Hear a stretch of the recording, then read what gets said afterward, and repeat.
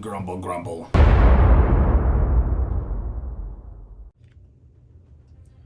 All right, moving on. We gotta finish off this beastly zombie. Everybody has activated. Let's see, let's remind ourselves what's going on here. Right, we cast Oxygen Siphon on him. He's ignoring all his helpful conditions and taking 3 damage at the end of all of his turns. Yeah. We fucked him up. Okay. So we need to kill this guy and take the shield out. Preferably at the same time if we can. He's got 28 hit points left. The Kemet shield's only got 19. Herodotus is pretty low. He could definitely use some healing. And I think I probably do want to take a little bit of time and do some healing here, because we're going to be going into the next room, which I assume will be even worse, even harder. So why don't we start out with Nyx? She gets to refresh all of her abilities here.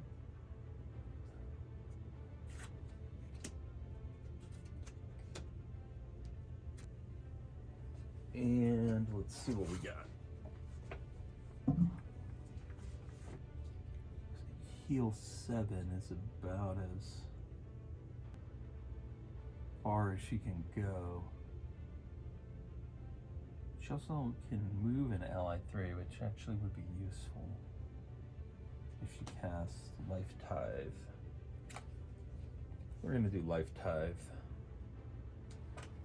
8 squares, 1 enemy, 7 damage plus effects. The effect is move an ally 3.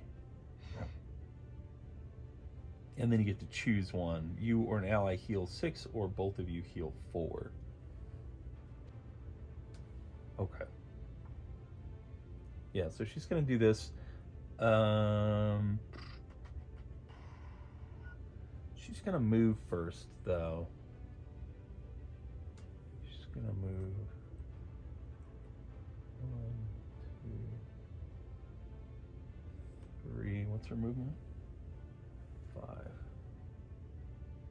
4, and she's gonna pick up the mana in that bucket there.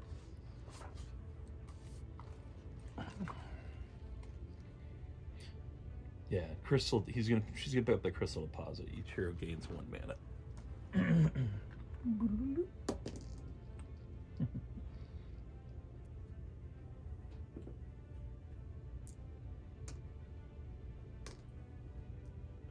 gonna get mana. She's using her interact to do that. She had enough movement left to do so. And then she is going to cast Life Tithe. She's targeting the Kemet shield, actually. And she's going to do 7 damage plus effects if she hits. The shield... Just go to sleep. Yeah, the shield has 19 health and I believe a defense of 2. So, here we go. All right, she rolls a 14, so she hits. She does 7 damage to the shield. She gets to move 3 an ally. She's gonna move. It's a very interesting question. Who does he target? A hero with the most HP. She's Yemi. I think she's gonna move Yemi. Move her 1, 2, 3. So that Yemi can do a ranged attack this turn without having to sidestep. And then she's gonna heal herself and Herodotus for 4.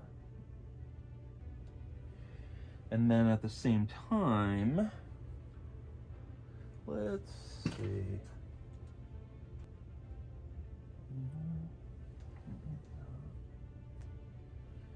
I was hoping I would have a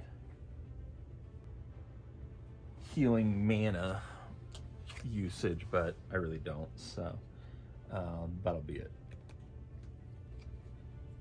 But hey, that's a hell of a turn. And she is activated. Oh, also, let's not forget about her Hope Healer. The ally is within 3, you deal 5 damage. So she actually does 5 extra damage to the Kennett shield. Shield's down at 7, so it's dying the next time we use a magic ability, basically. Very nice. Well played. Where's our zombie at? 28. So I guess it's about time to finish off that fucking zombie. Zepho Strike. Yeah, he's gonna do the Zepho Strike so that he can refresh his card pool. Doesn't even need to move. It's got a range of 2, although it still counts as a melee attack. Let's see, no allies within 1 of the target the first hit of your turn. Oh, okay, so he'll finally get to activate that too. All right. Zepho Strike. Looking for a 5 or better.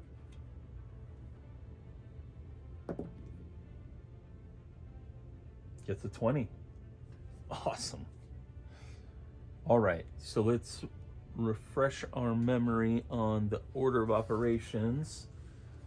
In terms of attacks, it's been about a week since I played the game. I've been working on a special project.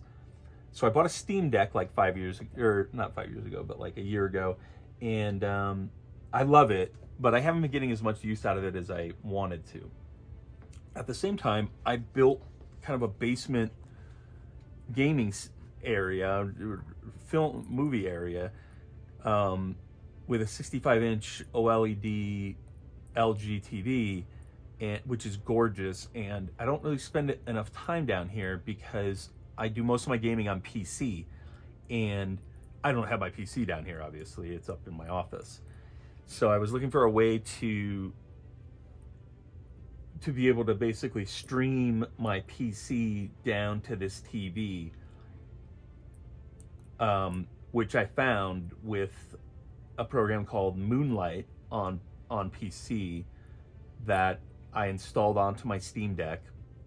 And so what it does is, and I bought a 100-foot Ethernet cable, and I ran it from the TV, from the Steam Deck dock that I bought to facilitate this effort, all the way to the modem, which is on the other side of the basement.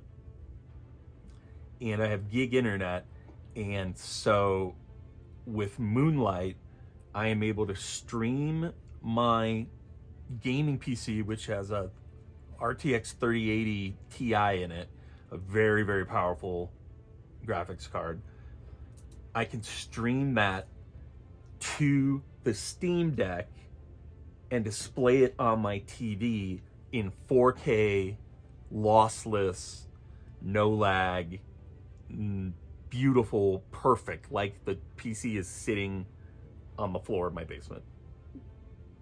And I spent like a week tinkering and screwing around with settings and trying Steam's remote play service, which sucks compared to Moonlight, by the way, to get it to work. And so I haven't been playing this. And then at the same time, I finally tried Final Fantasy XIV, which I had stayed away from for years and years because I don't know, that's just something I was too deep into World of Warcraft at the time. I just couldn't make the transition. And I started playing that, and holy shit, is that game awesome. And so I've been playing that too. So lots going on. The Diablo 4 beta is coming in 2 weeks. Fucking Resident Evil 4, the remake is coming. One of the greatest games ever made. My top 3 games, probably. I'm playing Metroid Prime Remastered, which is also one of the greatest games ever made. I just have a lot going on. I'm watching Dragon Ball Super. Shit's just popping off here. And don't forget, I have a job and 2 kids, so I only have limited time. But anyways, The Zufio Strike. You guys love my little asides, I'm sure. Yes, check the final result. Apply the passive power. Boom. Right off the bat. No allies within one of the target. The first hit of your turn, I gain a mana, and I get to move to an ally. So I'm just going to move her right there.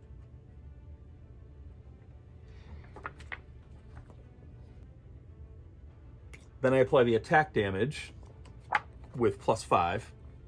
So Zufio Strike does 12 damage, +5 is 17 damage. Taking that zombie down to 12. The effect, deal +3 damage per effect or token applied by enemies on you or allies. We're not currently suffering from any of those. I could apply my weapon's active power, but there's really no need to. Yeah, so that's it. Shit ton of damage. Got some mana. Boom. And his cards will flip.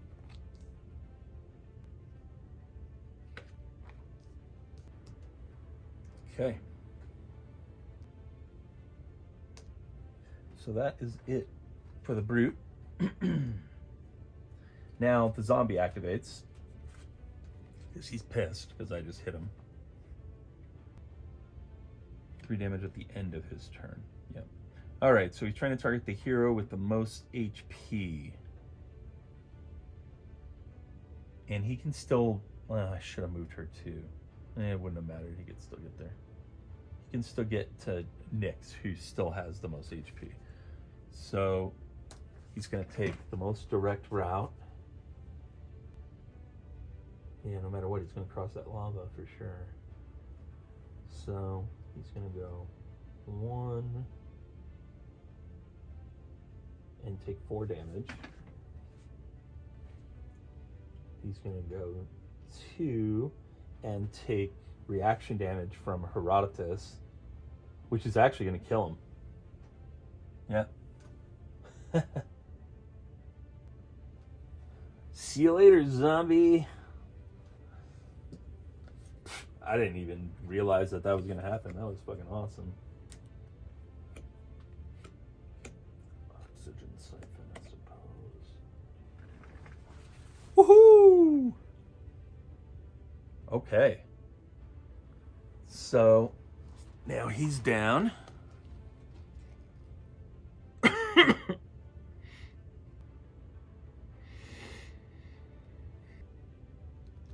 Yeah, so now the Kemet shield is all that remains from us progressing into the next chamber. Nyx is already activated. I'm just trying to think. I really would like to do some healing if I can. Does our sword mage have any healy type abilities?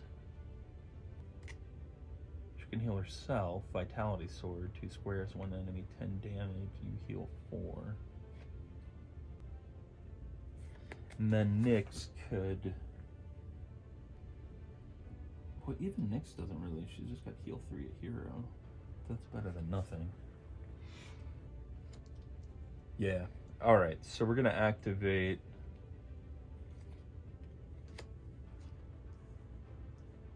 Anariel. And she's gonna do Vitality Sword. And she's gonna start by moving. She's gonna go 1, 2, 3. I added a little bit of elevation here on the map. I'm not factoring it into my movement, obviously. It doesn't cost more to move up. There's no bonus to being elevated. It just makes the map look cooler. It may not even show up that well on, I mean, it doesn't show up that well on camera. But when you're sitting in my position, it looks really cool because there's kind of variance. So she is she's 1, 2 away from the shield. So she gets to do her Vitality Sword. Oh, right, and she's got Flames of Justice. She could potentially heal. All right, yeah, she's got all sorts of shit going on. Okay, so she's attacking with Vitality, Shield, and all she needs is a 2. She gets a 20. Oh my god. And a 15, so I will take the 20, obviously. So she does 10 damage. So her passive power, at the start of your turn, enemy within you takes 5. So, I mean, the shield is going down no matter what, right?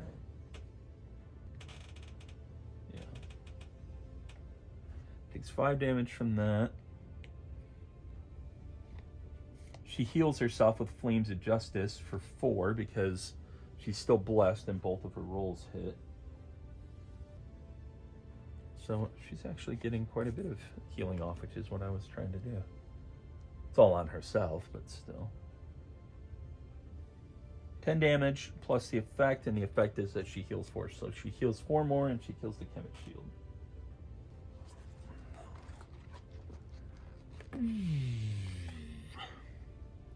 As soon as the Mana Shield drops to 0, Yazar deals 8 damage and removes 1 from its closest hero, then removes its figure. Okay, so it's really good that she healed because she's about to get blasted. So Anariel takes 8 damage, taking her down to 30. And steals her mana. And then Zinthana deals 12 damage. Taking Anariel all the way down to 18. Jesus. But they're both gone now. If all the villains are dead and the Kemet Lords have been removed from the altar tiles, read 2.4 to continue the quest. Yes. So, we really do not need this. We need this.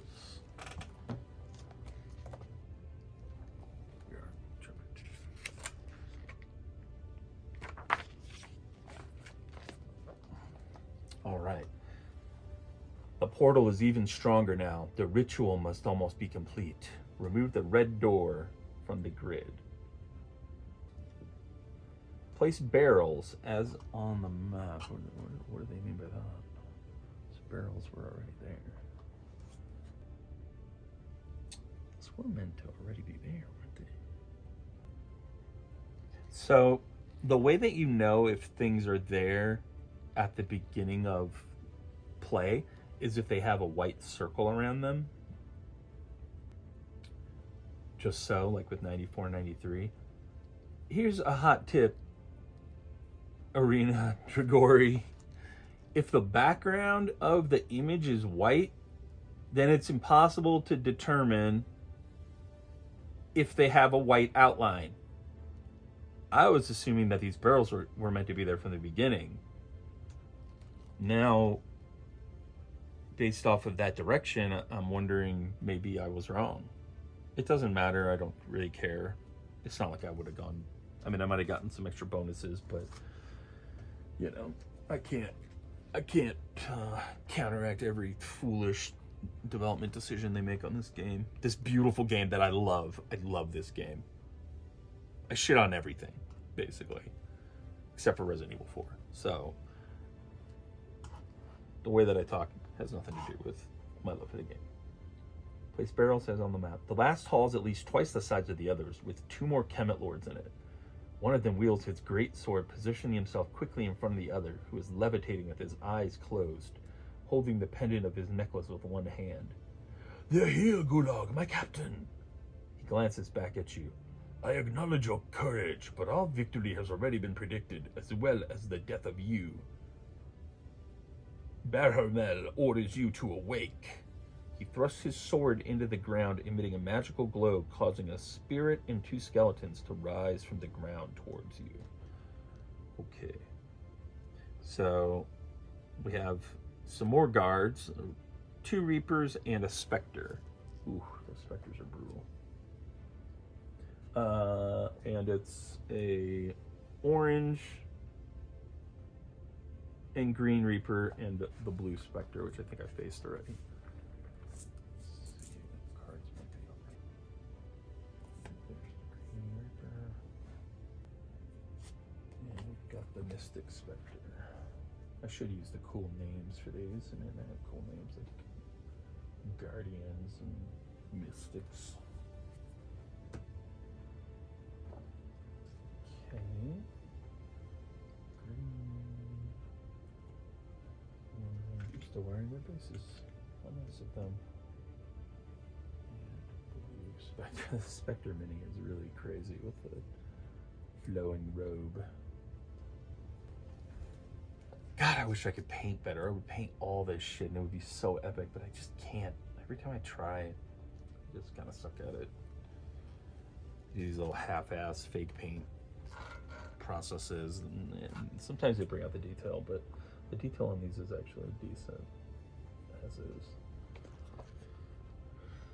Gulag is unfazed. His eyes remain closed. Either he ignores your presence or he doesn't deem it important. Place Gulag, the Gulag figure, and Berhamal, the warrior figure, as on the quest map. Okay, so now that we have our iPad, we can actually look up what figures we're supposed to be using, because we have access to the Google Doc. And that is definitely not what I'm trying to look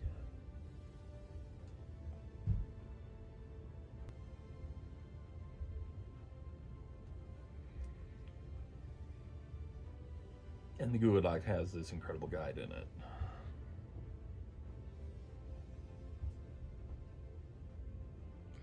Kemet Warrior is number 18.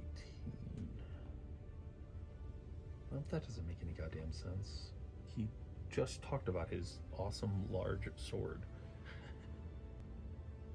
Maybe there's somebody else. Where the fuck is Gulag?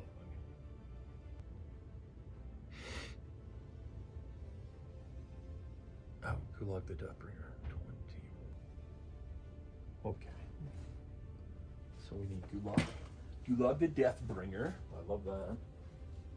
For some reason, with a name like Gulag, I thought he was an orc. Very orcish sounding name. Man, this game is an incredible table hog as is. I really need to get the rest of my shit so that I can organize this. I have heard nothing to indicate that my stuff is on the way.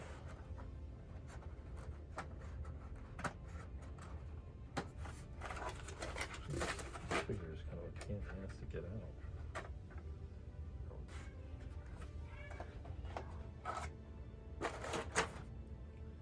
And a Kemet Warrior. I'm assuming it's a Kemet Warrior, just as Warrior. Alright. So we haven't placed these yet. We'll just put them there for the moment. Okay. Yeah, place them as on the quest map. My kids are screaming for their mommy. Always fun.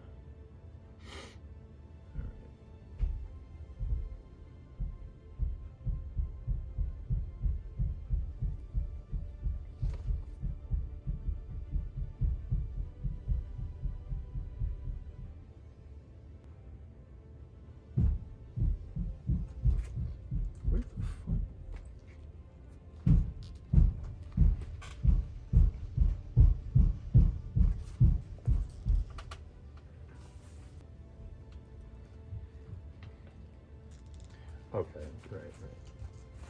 So there's no identification for who goes where except for the fact that their name starts with either a B or G. So he goes there. And that's Gulag. He goes there. Let's take a look at this Gulag picture. It's pretty badass. I do need to get these painted. I'm gonna have to pay my buddy to paint these. Fuck.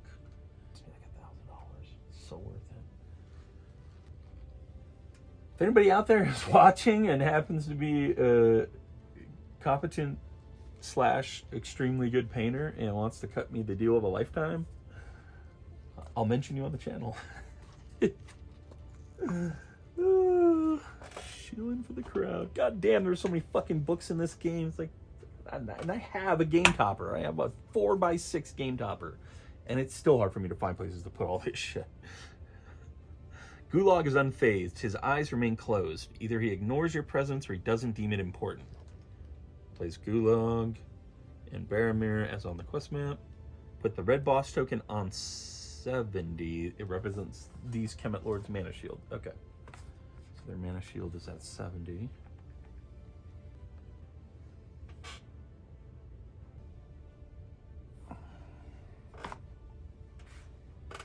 We've got our 2 Reapers back. We need to remove our zombie. Both of the Reapers. 35 for the orange guy. See, this is really nice. It's at. And 40 for the other guy. And then I just need to add one.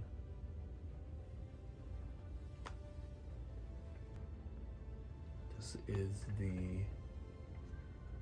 what you call, Spectre. And it's at 95 hit points. This is that brute that I faced earlier. I'm gonna destroy this foolish thing now. Okay.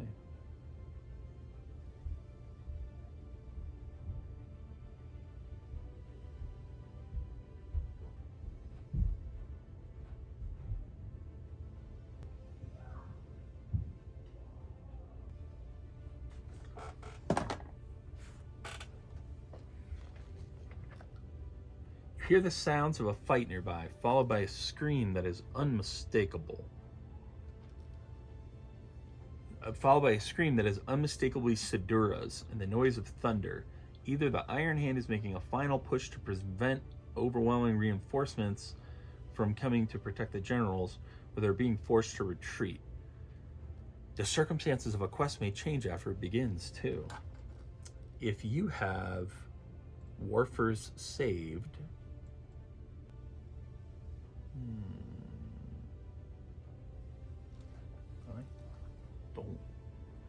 I didn't do that. So if I had done that, the members of the family that learned a few things about the positioning of Kemet troops near the walls while they were trying to escape. They met Iron Hand officers farther down the road and made them better informed when they launched their assault. Consequently, Kemet necromancers in the perimeter were more harmed than expected. All of the bad guys would have taken an additional 5 damage. Wow, okay, that's really cool. Resume the quest. Event 2 begins. Finally.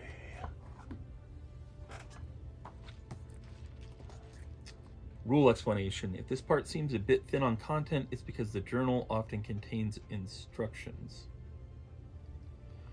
As soon as this last mana shield, red boss's token, drops to 0, you win the quest. Then read 2.5. Rule explanation. You don't always have to kill all villains to win a quest. Sometimes accomplishing the primary objective will make the enemies still on the grid flee, perish, or otherwise be defeated in a way that doesn't need to be executed on the board. In this case, this is the case in this quest. Note, though, that you will accomplish the extra challenge. That's poorly written. You will not accomplish the extra challenge if you don't kill those guys, which is what this paragraph is about. Yeah, the extra challenge is kill the Spectre, the blue Spectre, before destroying the mana shield. We should be able to accommodate that. Don't want to forget that she activated. All right, so in terms of placing these guys out, the orange guy is right there. Our green guy is right there. No, it's not there. It's right there. My elevation is screwed around with me a little bit. And the blue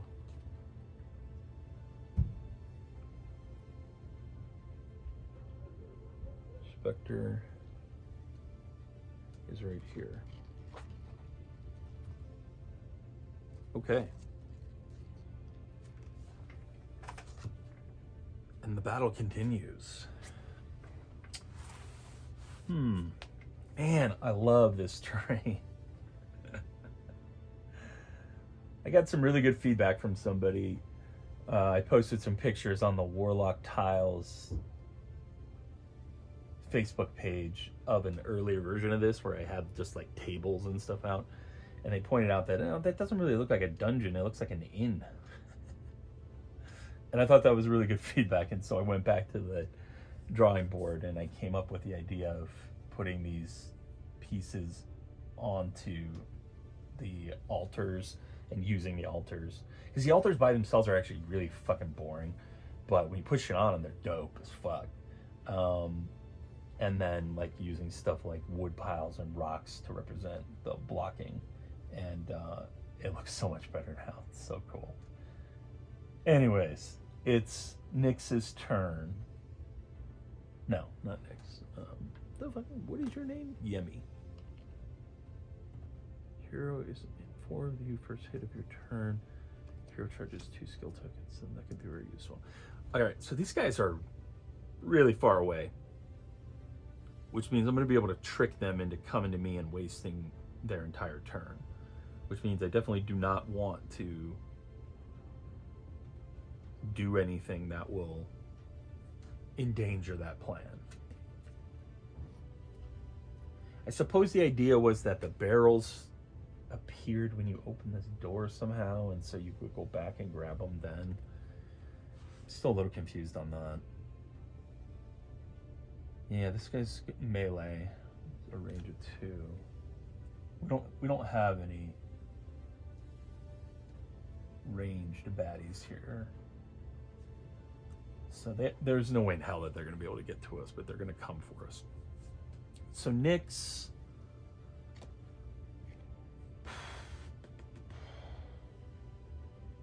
really kind of can't do anything in her current position.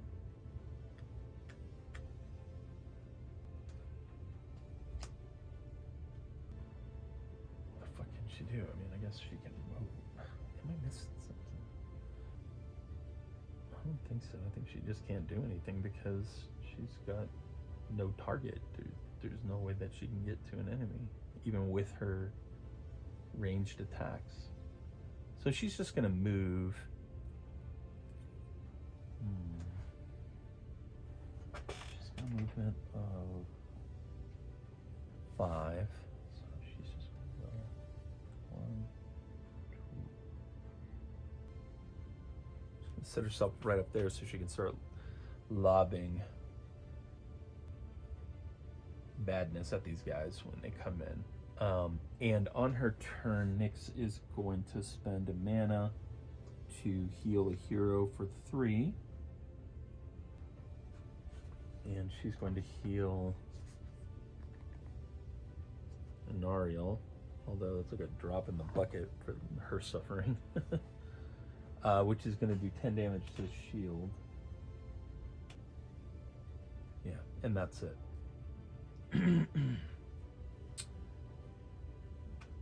And so now the bad guys activate.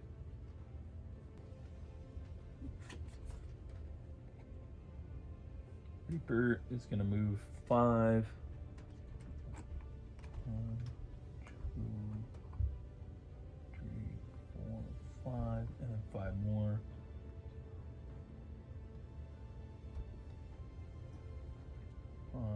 Who is he targeting? The hero with the least hit points. Yeah, so he's going for an Ariel, so that's the exact path that he would take. And that's it for him.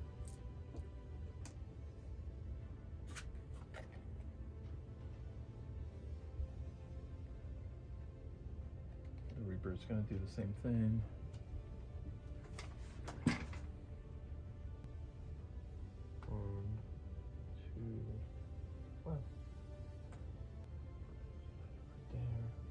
Need to remind myself that I put these little torches out just to spice things up if they don't actually take up space. And then the Spectre. Who's the Spectre Spectre's targeting the hero. Is that closest? Remember that symbol. I believe that is the symbol for closest. Ugh, of course it's not on here. I just need to remind myself that's there. They're doing their Dark Surge to get that move. So they're all taking 10 damage.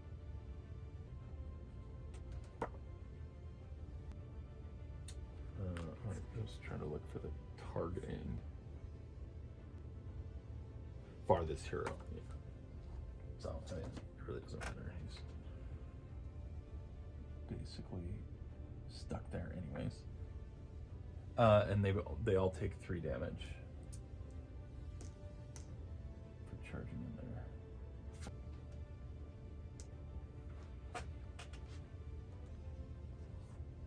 Okay. And it comes around to the next turn.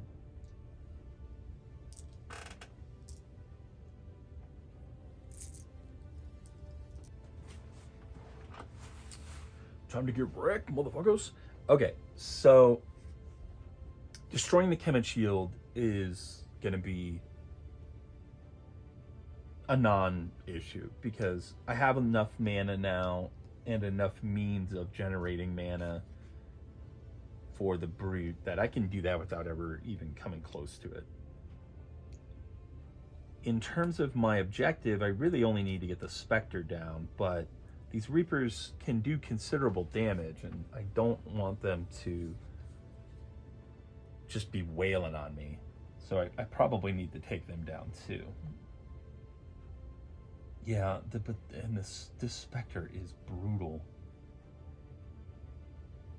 Echo 13, another hero closest and within 8 of this enemy takes 13 damage. Good God.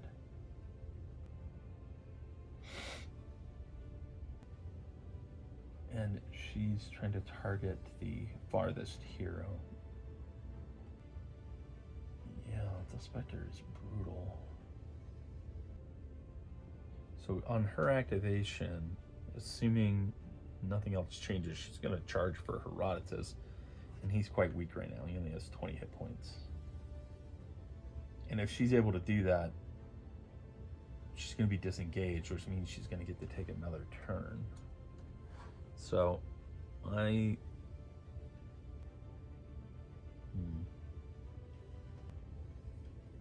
I don't know that there's anything I can do about that other than move Herodotus closer. So we can't, like, run from her. She's got too much movement. What we want to do is make sure that she is not disengaged.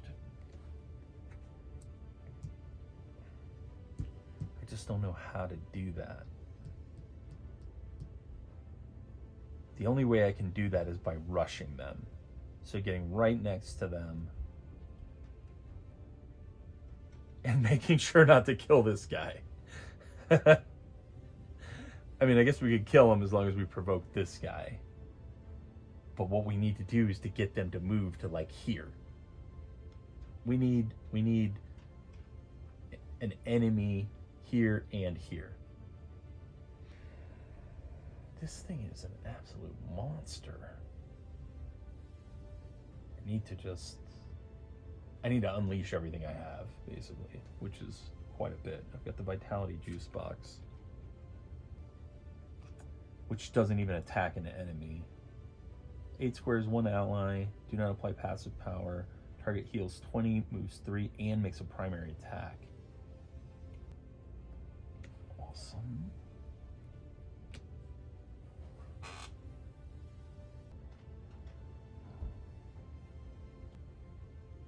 But who do I want to take these hits? We're all low. And Ariel's at 21, Nyx is at 34, Yemi's at 38, and Herodotus is at 24. guess Yemi. But if she moves that close, then she can't be adjacent. She won't be able to do her ranged attack. I'm trying to remember real quick. Pretty sure that she can move and then attack in any order. Yeah. So she could start by attacking and then move. Which might actually... Let's see if I've attacked this motherfucker. He's going to go for the hero with the least hit points, which is... I guess it's an Ariel, actually. Which could work out okay. The green guy is going for the hero with the most mana, which is either Heratis or Yemi. That works out very well for moving Yemi up.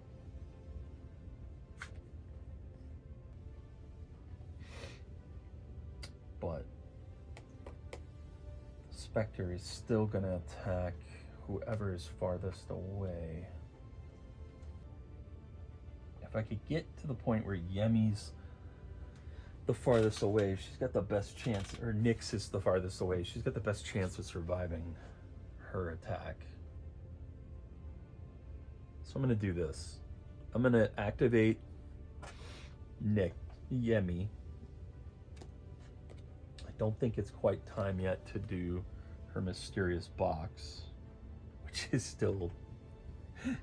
Something about the word box makes me laugh when you have like this sexualized character. I don't know. It's so juvenile. 8 squares, 1 enemy, 11 damage plus effects. Move 1 the target. Doesn't really get me anything. Target is bleeding 2. Ends if used.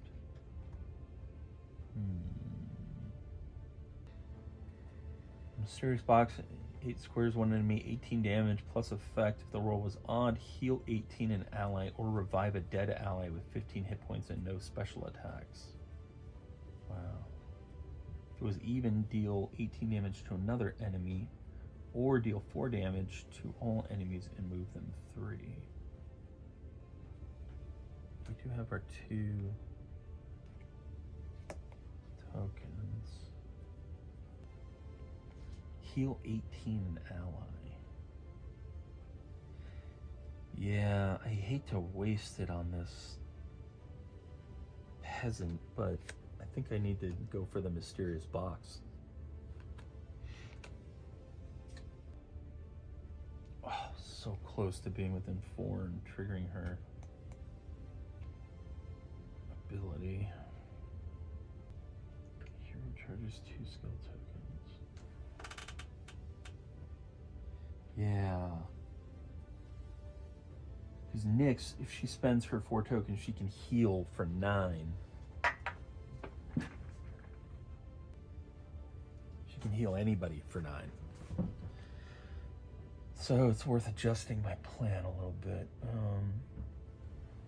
Because the orange guy's going to go the one with the least hit points. So what I want to do is I want to move Yemi.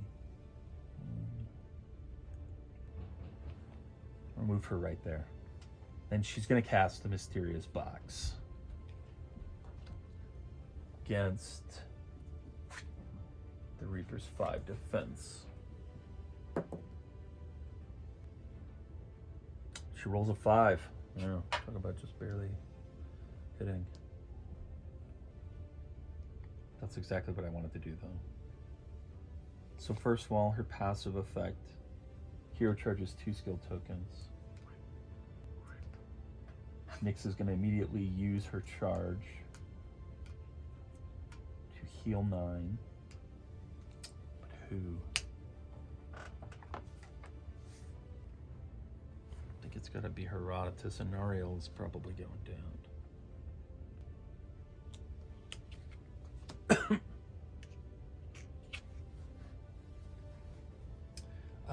And then she rolled odd, so she's healing 18 to Herodotus as well.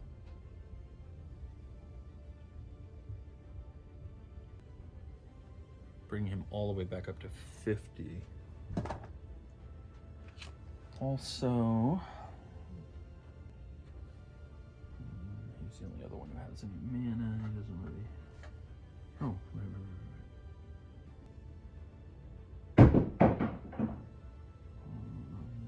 his magic won't work.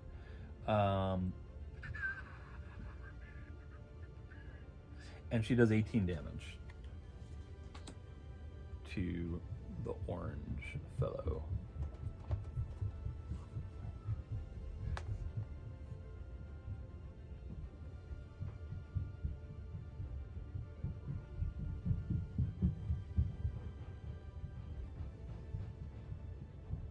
Taking him all the way down to 14. Oh, you know what? Yeah, she's going to use her short bow too. No, you can't do that. You have to do it before you declare. I could have killed this guy, I think, if I had used my bow, but I fucked it up. All right, so he's pissed off. He activates. Yo, what the fuck? Targeting the hero with the least hit points, which is Anariel. So he's moving in the straightest possible line. Damn it. Something's wrong with this terrain. It's a little... You be careful, and I'm kind of fumble-fingered today, plus these octagonal bases are a little odd. Triggering her reaction and taking another 7 damage. All right, so I couldn't have killed him off that anyways. He just would have been real close. The Stealing Scythe. Melee, 15 plus effects. Okay. Targeting Anariel. What's Anariel got for me in terms of defense? She's got her chainmail. You are shielded 5. What about magic on the enemy's turn? No, there's no way I'm wasting Cursed on him. Yeah, we're a little light on magic options right now. So she's attacking, he's attacking Anariel. He needs an 8 or better. He gets a 20. Ugh. So he's getting plus 5 damage. All right, so he's doing 15 damage. He's doing 20 damage right off the bat. Plus, he doesn't have a passive power. Takes her down to 1. Plus effect, target loses 1 mana from its pool. Oh my god, she's still alive. He wasn't unprovoked. He did have critical hit, but I already gave him that. Okay, so that's it for him. And somehow she survived that. What?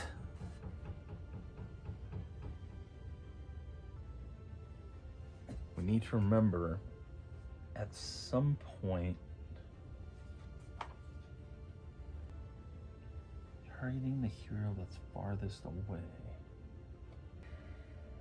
Like, this is so tactical. It's so fucking awesome.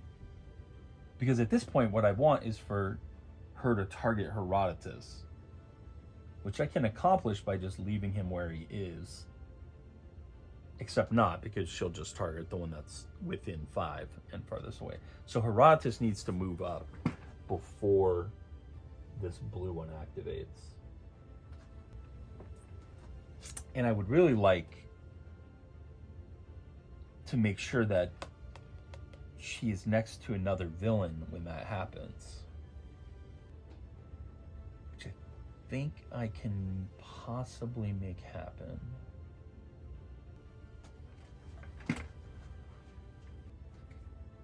Oh, she does have a range of 2 though, that complicates it. Fuck. That is fucking brutal.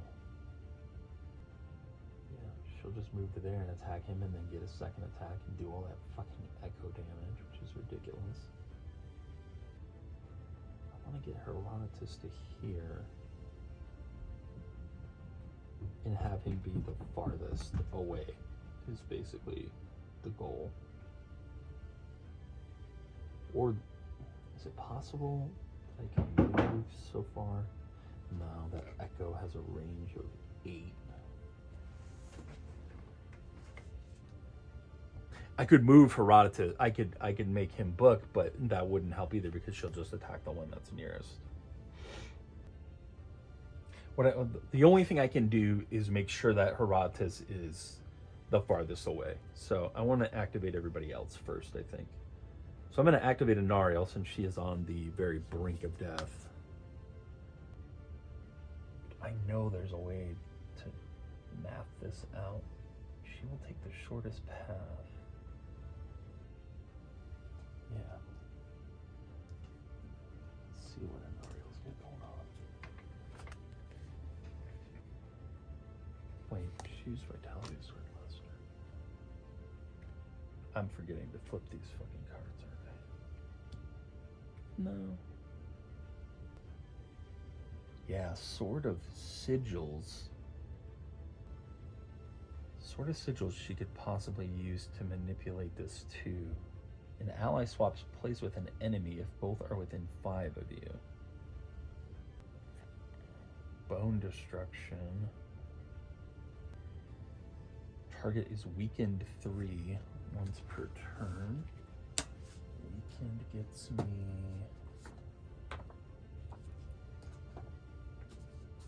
so much documentation. Deal -3 attack damage. It's not worth planning a strategy around. Black hole, 2 squares, 1 enemy. You move 4. 20 damage plus effect. Deal 8 damage to all other enemies within 3 of the target. Then place them in a free square within 1 of the target. Deal 8 damage to all other enemies within 3 of the target. Then place them in a free square within 1 of the target. I'm just trying to figure out if there's a way that I could...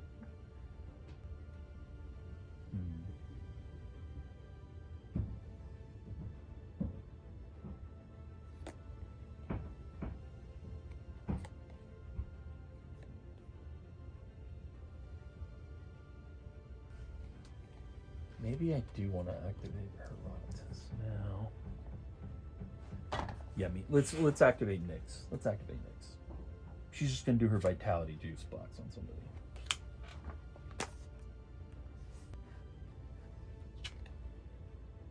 8 squares, 1 ally, 0 damage plus effect. Target heals 20, moves 3, and makes a primary attack.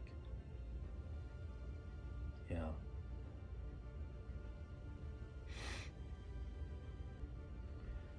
And I don't believe that that would trigger a reaction. What's the primary attack that she has remaining? Blood Petals, 11 damage plus effect. Move 1 to target. If you rolled an even natural number, target is bleeding 2.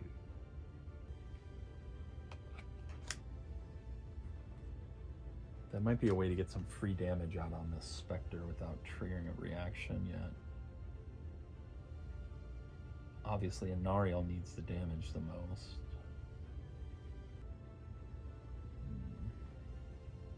And Anariel could easily kill that guy. He's already activated, so he's actually not a threat this turn. I can probably kill him. I mean, what's he down to? Like, he's down to 7. I could kill him with just a reaction, or even just let him activate and kill himself by taking reaction damage from somebody. Green guy wants the one with the most mana. Okay. All right. I love how crunchy this is. It might be boring on camera, but it's really fun when you're playing the game. Yeah, so I'm going to activate Nyx. And she's going to do her Vitality Juice blocks. 8 squares, 1 ally. Do not apply passive power. Target heals 20, moves 3, and makes a primary attack. And she's going to cast it on Yemi. Taking her all the way back up to 58. Is that right? Yeah. Well, first I got to roll.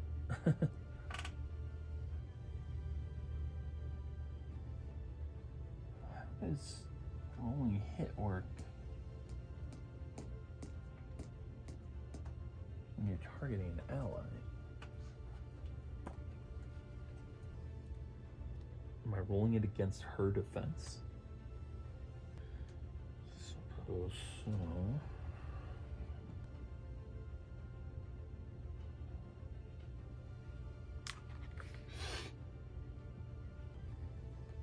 Clear your attack, it'll clear your target. Roll a die, check the final results. Yeah, equal or higher than the target's defense. Okay. She's got a defense of 6. Come on, yummy. A 20! Ha-ha! Okay. So she actually heals her all the way up to 60. Awesome. Moves 3 and makes primary attack.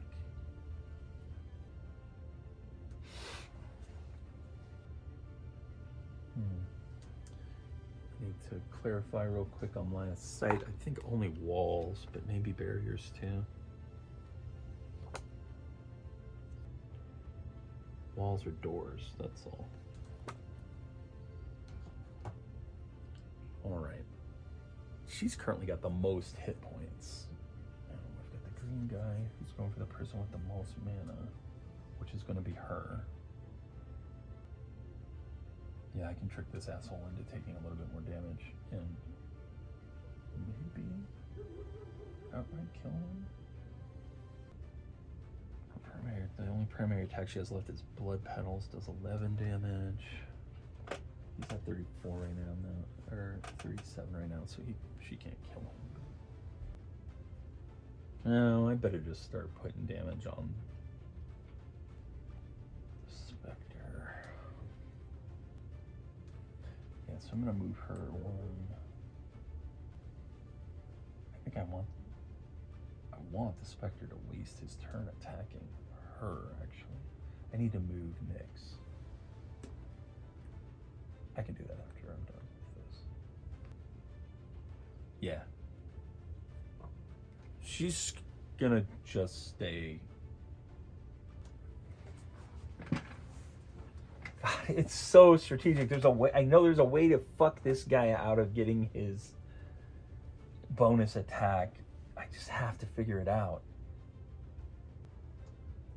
I need to build a wall around her and make her be the farthest away, so that he has to get up next to this guy. So I will have moved her there and done her Blood Petals attack, which hits on a 17. Also, during Nyx's turn, she could spend, although I think also could he.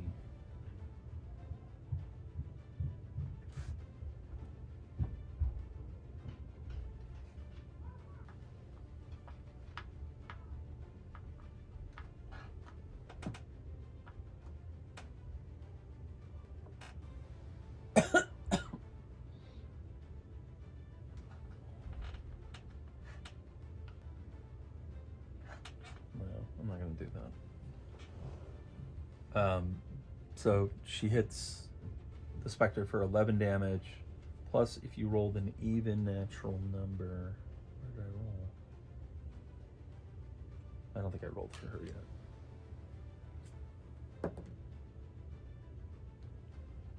Roll the 19. That is not an even natural number, so the target's not bleeding. But the Spectre takes 11 damage.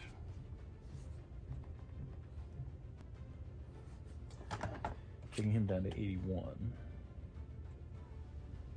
And I get to move him 1. That's going to be critical. She gets all her cards back. Okay, is that it for Nyx's turn? I feel like that was like a really long turn. Yeah, Nyx's primary attack. She made her primary attack. So that's it for Nyx. And she didn't actually target anybody, so nobody activates. Her primary attack triggered on Nyx's turn I do not believe applies in terms of aggroing that guy. And then Nyx is going to move. Yep, I got it here. Nyx is going to move right there. One thing I can't remember is, do you have to attack?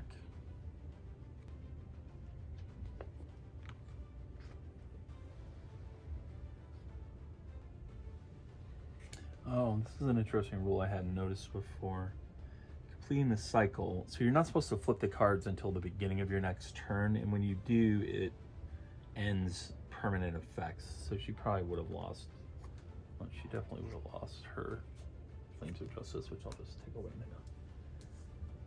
Could have come up with a better name than permanent in a scenario where it is decidedly not permanent. Okay, Herodotus is going to activate next. My man's got mad cards. What I would like to do is do a fuckload of damage to her without breaking this wall, which is going to force the Spectre to move and attack from there, basically. Giant form, 8 squares, all enemies in a 3x3 area, 13 damage per hit plus effects. Effects, you may run to one of the targets hit. Permanent, your primary attacks have +1 range and deal 4 damage to another enemy. Targets on no allies within one of the target.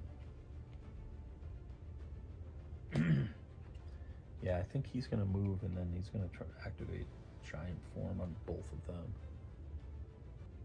Yeah. So he's going to go 1, 2. Trying to manipulate that guy's movement. I definitely want him to have to take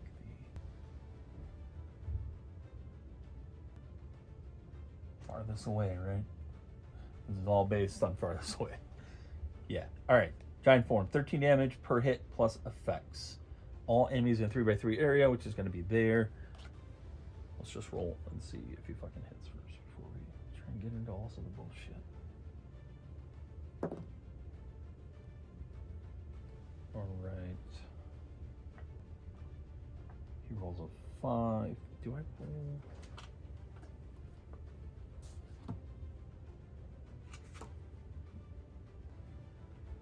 Yeah, you know, I really should be declaring my targets in this situation. I didn't, and I'm going to declare that he was my first target so that that hits. Now I am targeting him. All right, he gets an 11. So he hits both of them. They each take 13 damage. While his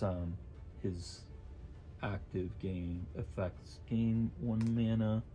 Move to an ally. I will not be doing that.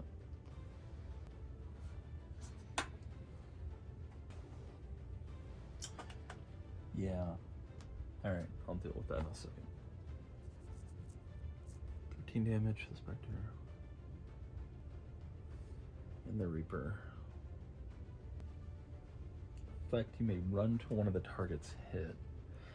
What the fuck is run?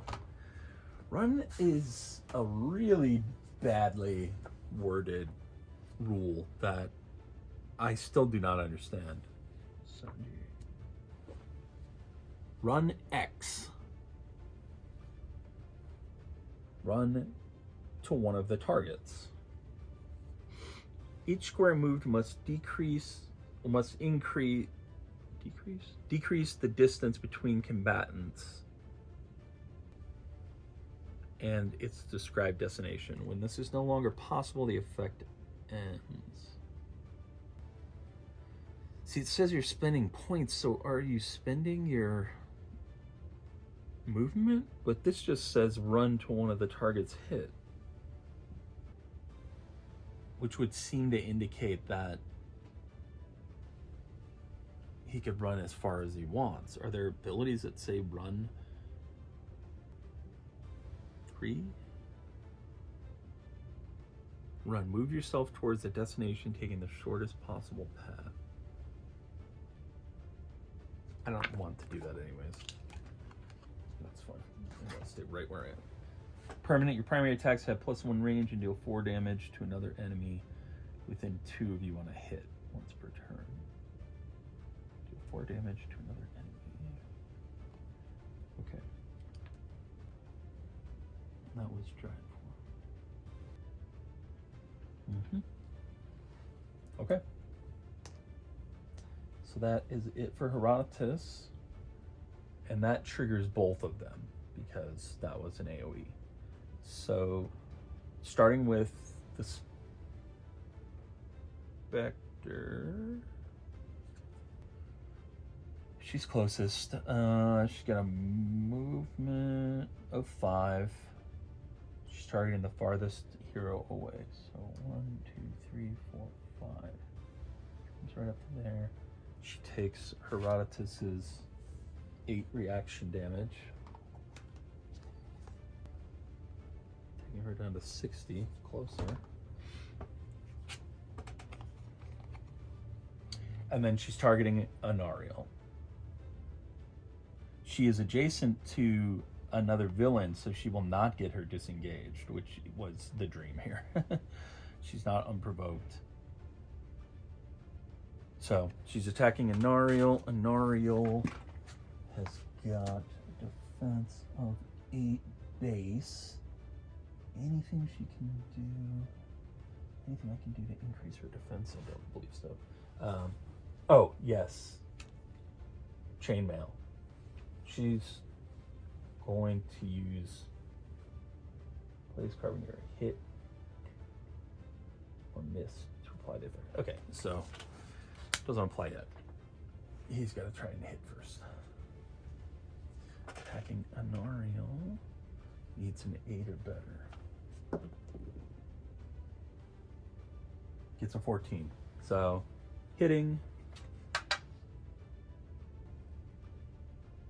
Yeah, even applying this one, I'll save her ass. So why do it? I'm not going to. 17 damage, kills Anariel. Yeah. No, it's supposed to be her. Unique character token. Effect. Echo 13. Another hero closest and within 8 of this enemy takes 13 damage. Okay, so that'll be Herodotus. It's a tie between Herodotus and Yemi. It'll actually be Yemi. Anariel is dead. Okay. That's it for her. Next up, green guy, targeting the hero with the most mana. That is the Brute. Moving 5. Cannot quite get there, so has to use his Dark Surge, which means he takes another, I think it's 3 damage, but I won't be sure. Yeah. Taking him down to 21. He's attacking the Brute. He needs to roll a 6 or better. He rolls a 20. Fucker. 14 damage, so 19 damage on Herodotus. There isn't anything Herodotus can do. No, that hits no matter what. What does shielded actually do? That's a good question. Take -X damage for a hit. Okay. So he actually will activate his chainmail. He's shielded 5. And so he was going to take 19 damage, but he'll only take 14.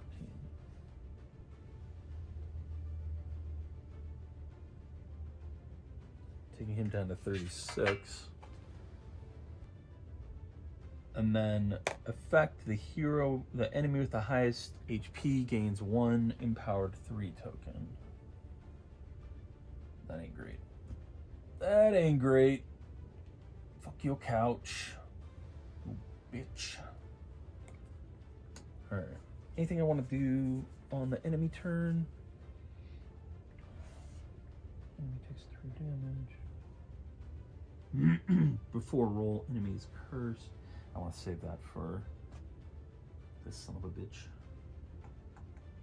I'm definitely not paying any hit points at this point. Yeah, why not? He'll spend 1 to make that guy take 3 extra damage, which does 10 damage to the Kemet shield, taking it down to 50. And that's it for the green guy, which it means that's it for everybody.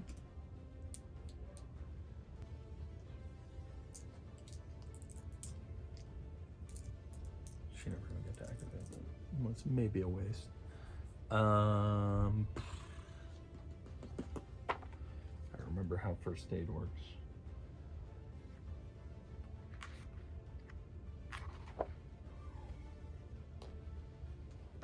It is not on page 59.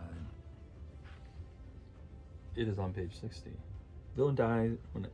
I'm not talking about it though. Hero dies, remove its figure from the grid, put its HP token in a square.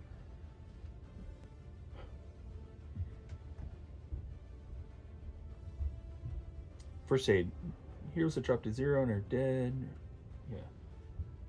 Must be included in the turn order. You must not end a round if there is not a fatigue. Oh, okay. Not a fatigue cube on a hero, even if that hero is dead. At the start of the dead hero's turn, and only then, you must spend a first aid token to heal 10 to all living heroes. Wow.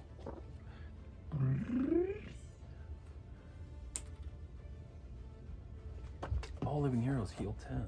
Fantastic.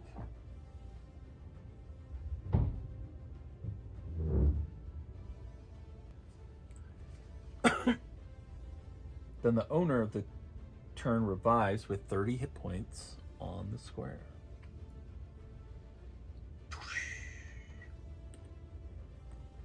I'm reborn.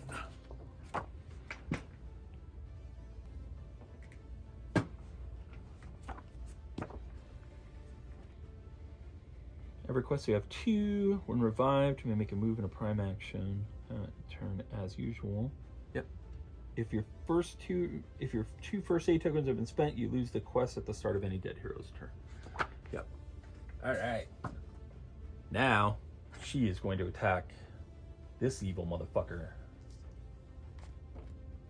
with everything she has in her arsenal, which is not much because he's 2 away. Actually, I mean, Black Hole and Sword of Sigils. I think she's got Black Hole these motherfuckers.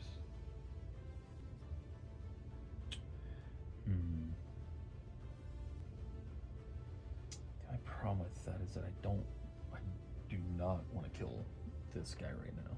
I actually want him to stay right where he is.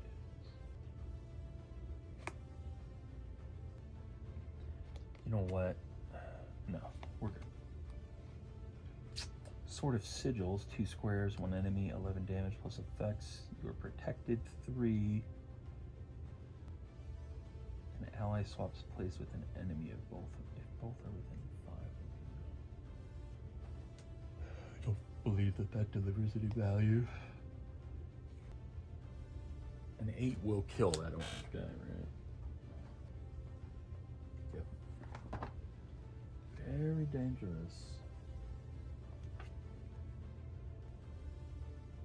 It would do 20 damage to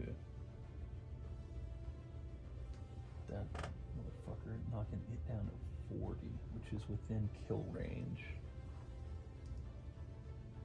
Potentially. If he did this ability, he had a 13 and he rolled a 20. You do 33 damage in a single blow. Oh, not very likely, and that's my last big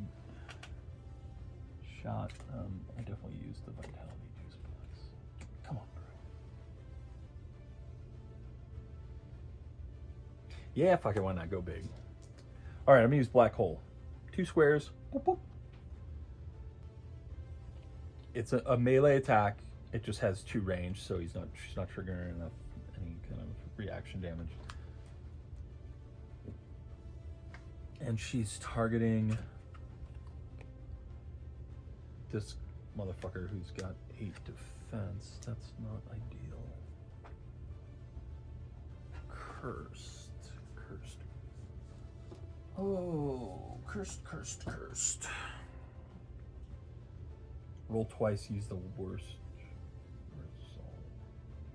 Applies only to primary attacks. Yeah.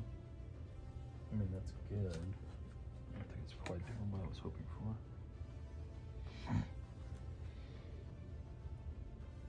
Pay 6 hit points, deal 5 damage to 2 enemies. Okay, yeah. Sure. And she's gonna use her sword.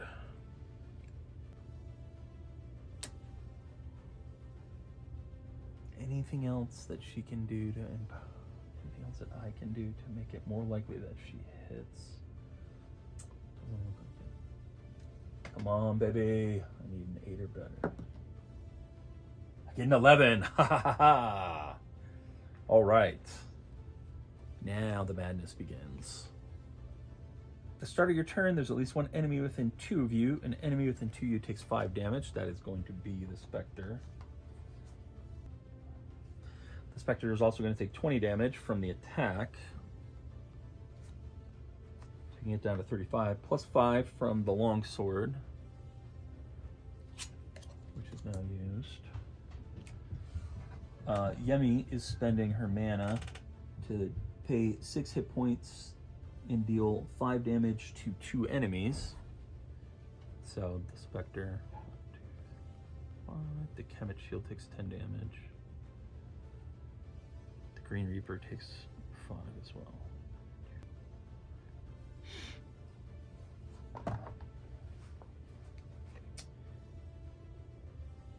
And then the effect. Deal 8 damage to all other enemies within 3 of the target, then place them in a free square within 1 of the target. Okay, they're all in that same, they're already in that same range, but it like sucks them forward. It's awesome. And so they take 8 damage, which kills this guy.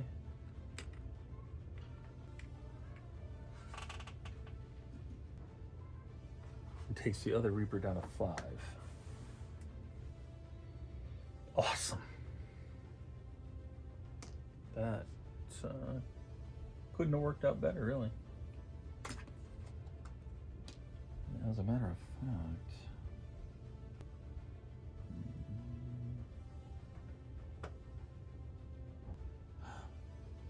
no, you know what? I screwed part of that up at least.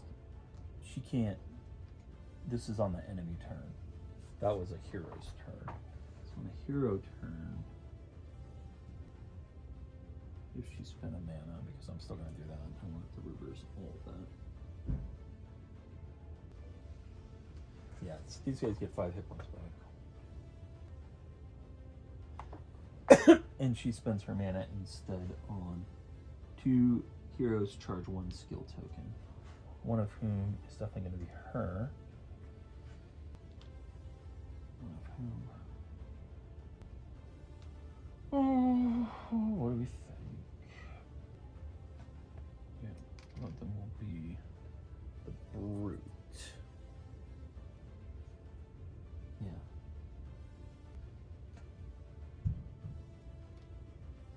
She never used it. Okay. Now, the Bruiser, having a full charge, discard your tokens, you heal 9.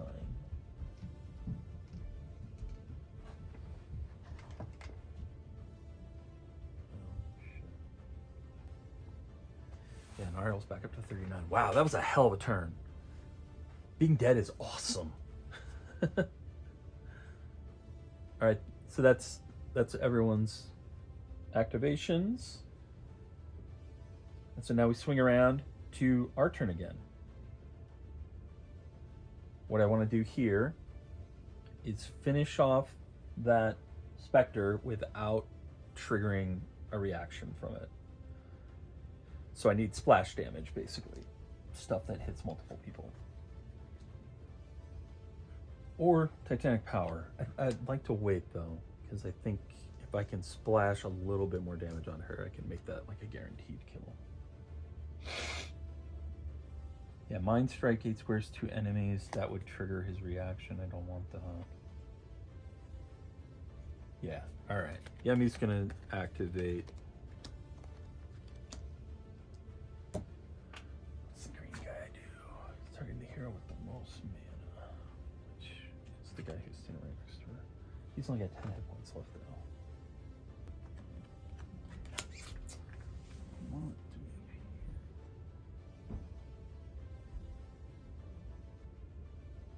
Yeah, I'm actually gonna start with. I'm gonna start with Nyx. She's gonna do pew pew, 8 squares, 1 enemy. She's not gonna forgo her passive power, so she just needs that 5 to hit. Because of her passive, she can kill this guy. Ah, fuck. She misses. No.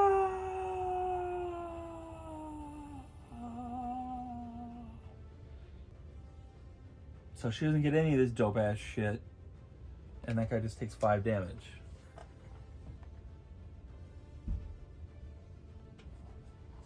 Just double check on exactly what. If I can still use my magic or whatever. I can finish that guy off. Before he gets to activate.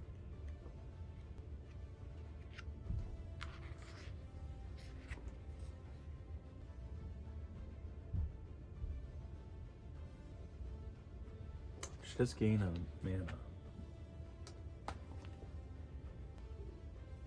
Yeah, I think I can still cast my effect.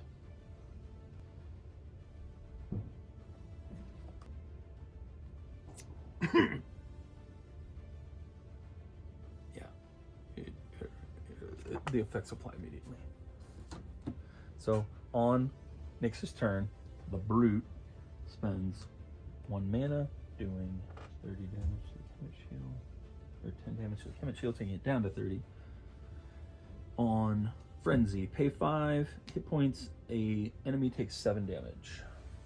So he takes 5. The Reaper is killed.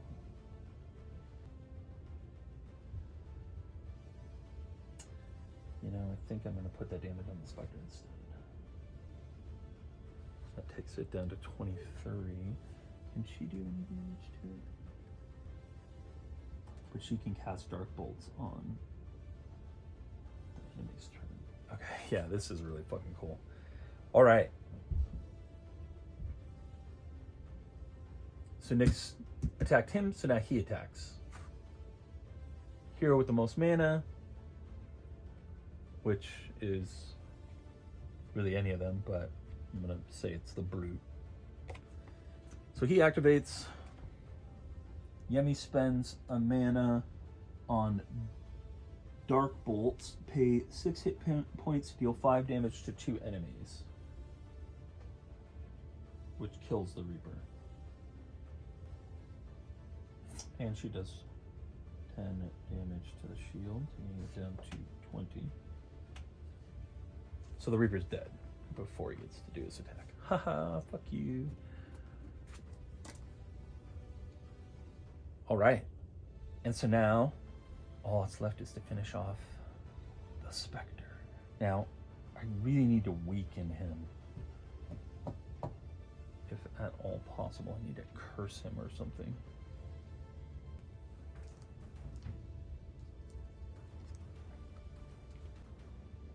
What is this stuff? This reactivated. Bone Destruction. No. I'm gonna go for the big swing.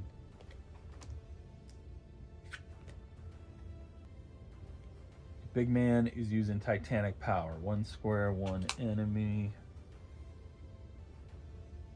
I don't need to move. I'm just rolling against this guy's natural. Yeah. I rolled a 7. His defense is 8, but I do have this one on. What does this do? Primary attacks have +1 range and deal 4 damage to another enemy. No, that won't do it. Okay, so he misses, but he does do 15 damage. Taking the Spectre down to 3 fucking hit points. Damn it!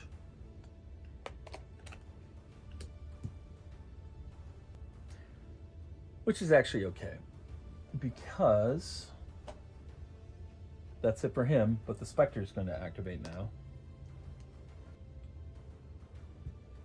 And as soon as it activates, Nyx pays to cast Penitence. Pay 5 hit points. Heal for an ally and deal 4 damage to an enemy. Healing. And killing the Spectre, as well as doing 10 more damage to the Kemet shield.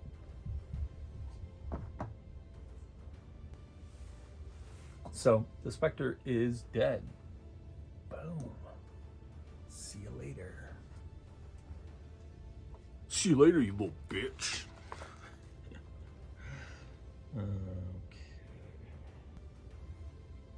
Okay.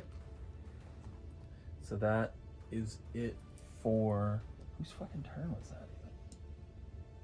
Right, that was the bad guy's turn. So we've got Yemi and Anariel left. It's kind of stupid. I kind of just have to like charge over there and hit that shield. I guess I'll activate Yemi based off of that. So she's just gonna go 1, 2, 3, 4, 5 and get into range for the next turn. Isn't the shield supposed to be doing something? I've been screwing that up. The shield is supposed to be doing damage. Yeah, if there are Kemet Lords on the grid, a hero takes 5 damage.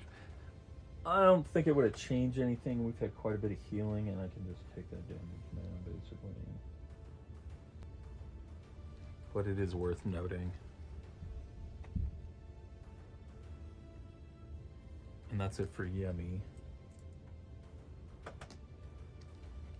Anariel will just pass her turn. We'll take another 5 damage. Yemi will take it. And then Yemi activates.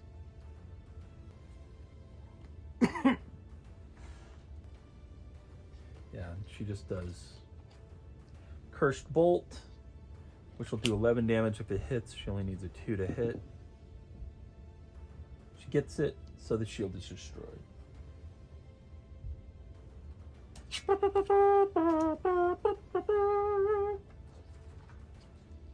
As soon as the last mana shield drops to 0, you win the quest.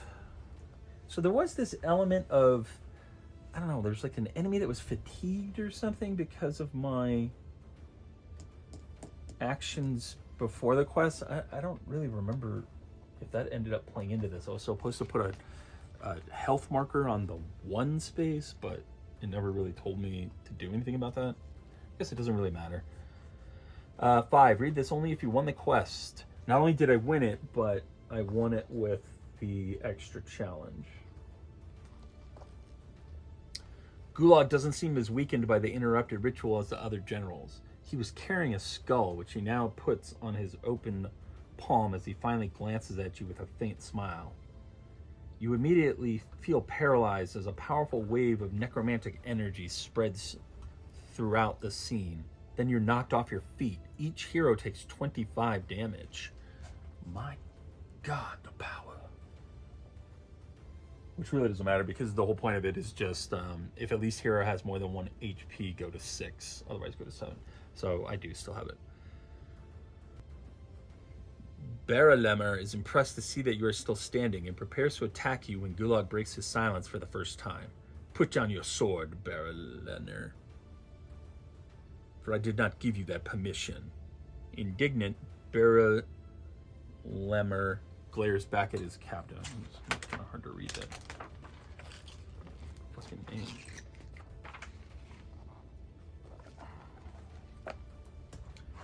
But why humiliate them like this? I was only going to give them a dignified end. Gulag walks towards a portal, already preparing to leave. I don't remember asking your opinions, Baralemmer. Now come, for we have much to do. Baralemmer frowns, and before he leaves, he looks deep into your eyes as he puts away his sword. Give this skull to Sonerthra. It must be taken to the lab. Mark Baralemmer's mission facts. All right, we're finally doing cool new stuff.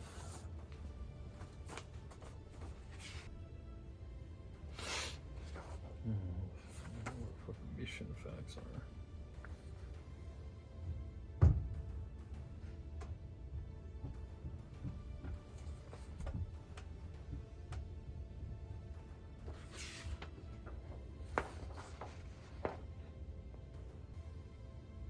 Oh yeah, here we go. Baralemmer's mission.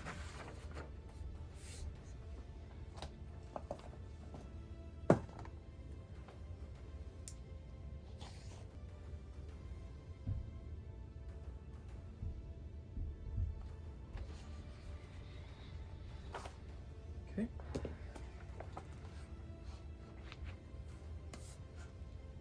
They teleport away. You've survived the powerful magic, but it begins reanimating the dead bodies in the whole place. You escape to find the Ironhand troops and return to Warkugene. Go to 8. Conclusion, victory. Mark this quest star slot in the log. Okay. You can do that.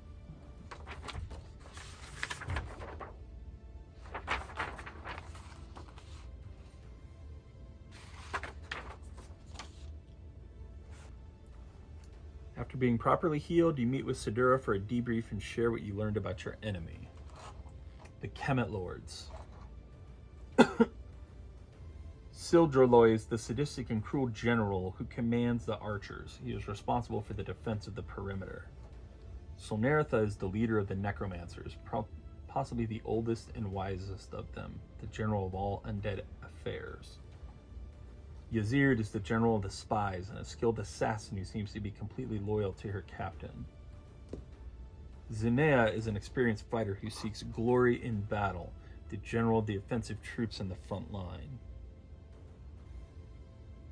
Baralemmer is a warrior, possibly Gulag's second. His functions are unclear. He said, "We'll reclaim our land," indicating that they once had business in this continent. When the fuck did he say that? Gulag is the captain, leader of all generals. He has extraordinary powers of foresight. Other information. The Kemet are now aware of your team. They don't have access to the grid of portals that connects most of the Empire, but they want to. Sidura counts on you to help the Resistance and share secrets of the Imperial portal grid so that you can easily travel the world. This quest has ended. Gain quest card 2. Remove adventure card B from the game. This is adventure card B. I've gained quest card 2, which I don't think I have out yet.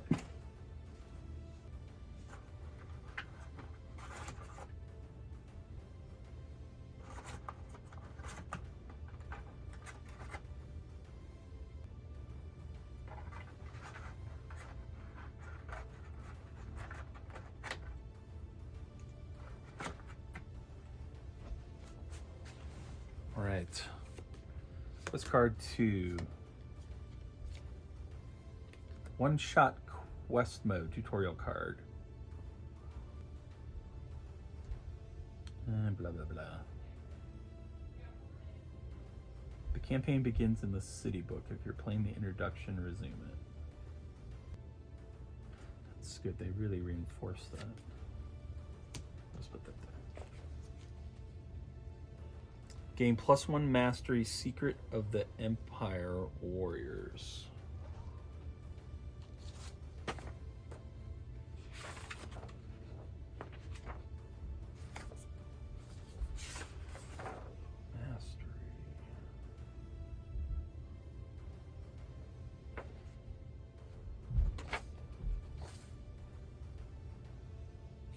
Okay. All right.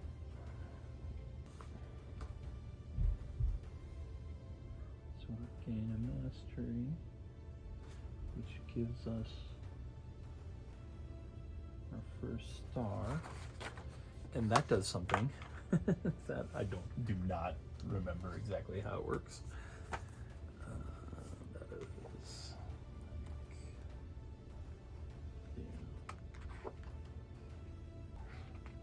Somewhere around here. Facts. 16.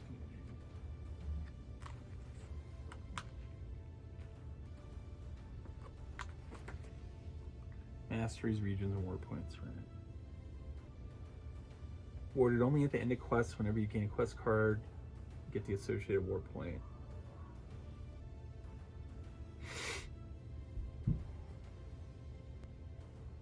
As soon as you reach mark a slot qualified by a small star, open the city book and read the chapter. War category, number of the slot. Yep. So we're gonna go to the city book. So that was warriors. Go. Representative NPC, Sidura the captain. The Iron Hand captain, her toughness is an attempt to earn the respect of her officers and hides how overwhelming her task is. Related masteries, Battle of the Oceans, Iron Hand efficiency, and Secrets of the Empire. Yeah, right. So I got 1 point per star. Your job, resistance NPCs.